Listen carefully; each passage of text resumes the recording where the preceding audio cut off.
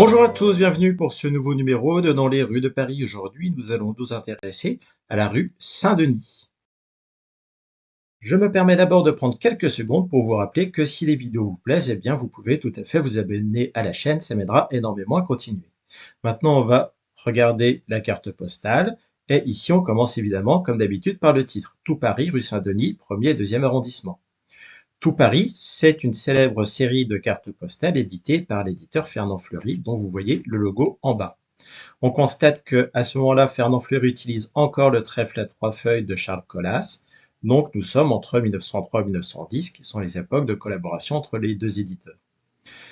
À côté, eh bien, vous voyez le tampon de la Bibliothèque historique de la ville de Paris, où donc vous pourrez retrouver cette carte postale. Et on aurait peut-être pu être plus précis dans la datation si ici, eh bien, le cachet de la poste avait été plus lisible. Notre rue Saint-Denis sur cette carte postale, on la voit essentiellement ici. Le reste de la rue nous présente en fait la rue de Turbigo. Alors, comme son nom le laisse deviner, la rue Saint-Denis permettait d'accéder évidemment à la ville de Saint-Denis. La rue Saint-Denis, elle mène à la porte Saint-Denis, qui elle-même donne sur la rue du Faubourg Saint-Denis. Et sur cette autre carte postale, ici, au fond, eh bien, on distingue très bien la porte Saint-Denis. Alors, c'est une rue qui, symboliquement, est importante encore au milieu du XIXe siècle, puisque c'est cette rue qu'empruntaient les rois de France pour effectuer leur entrée dans leur bonne ville de Paris jusqu'à Charles X. Il faut dire aussi que pour les Capétiens, eh bien, la rue Saint-Denis était presque sacrée, puisqu'elle menait à la basilique de Saint-Denis, qui leur servait de nécropole. On peut constater qu'aujourd'hui encore, eh bien, on a une relation très spéciale entre la ville de Saint-Denis et la ville de Paris, puisque déjà dans les transports en commun, eh bien, les lignes Paris-Saint-Denis sont parmi les plus fréquentées de France. Et puis ensuite, il faut rappeler que c'est à Saint-Denis qu'on a décidé de construire le Stade de France, qui est donc le stade le plus important de France. C'est sans doute le complexe sportif le plus important de France. Maintenant, on va revenir à notre carte postale et on voit ici un premier établissement qui est le Verre à Soie, au Verre à Soie. Au Verre à Soie, c'est un très vieux magasin qui existe toujours aujourd'hui et qui vendait alors des soies et également des articles de pêche. À noter que la soie à la Belle Époque, eh bien, c'est ce qui distingue le riche des parvenus ou des imitateurs.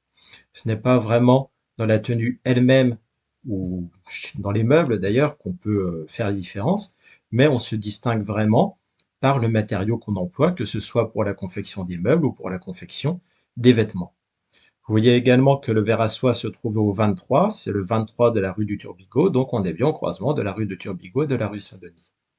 Au-dessus du Verre à Soie, on a 3 autres magasins, celui du dernier étage vendant des robes et des manteaux et celui en dessous se spécialisant étrangement dans les tiges pour chaussures, c'est-à-dire la partie supérieure de la chaussure sans la semelle.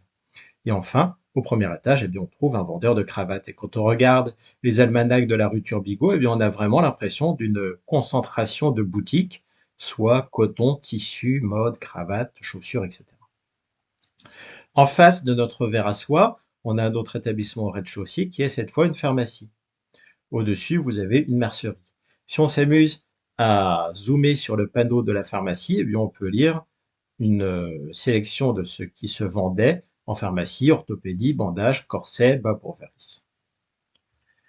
On peut également constater qu'on fait actuellement des petits travaux dans notre pharmacie. Ici, vous avez un escabeau et à côté, là, eh bien, on a une échelle qui permet d'accéder au premier étage, donc peut-être à la mercerie.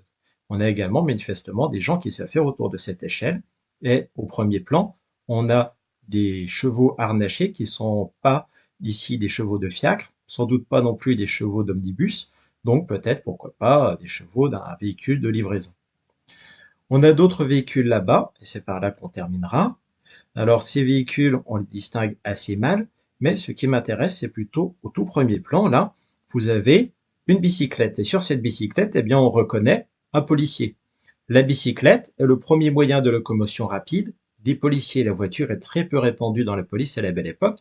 C'est ce qui explique notamment le succès de la fameuse bande à Bonneau qui, elle, utilisait un véhicule à moteur. C'est le préfet de police Louis Lépine qui a créé en 1900 l'agent cycliste, qu'on voit ici. En 1901 a été créée une brigade cycliste qui devait obtenir le surnom populaire d'Hirondelle. Et ici, eh bien, c'est peut-être ce qu'on voit, c'est peut-être une hirondelle. Alors, comme d'habitude, eh bien, je vous remercie d'avoir suivi ce numéro et je vous donne rendez-vous dans quelques jours pour le prochain.